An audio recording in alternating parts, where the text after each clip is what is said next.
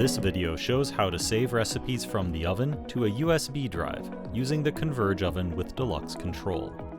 Before you begin, make sure the oven is on, but not in a cooking mode. You will need a USB drive.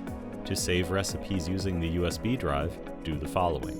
First, touch the menu icon. The menu screen displays. Touch the Settings icon.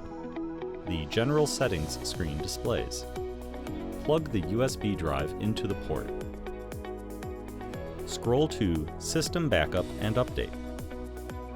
Touch the Download Recipes to USB setting. The oven downloads the recipes onto the USB drive. When the process is complete, the Download Successful screen displays. Touch the check mark to return to the settings screen. The recipes are now saved. Remove the USB drive. For more videos, please visit our website.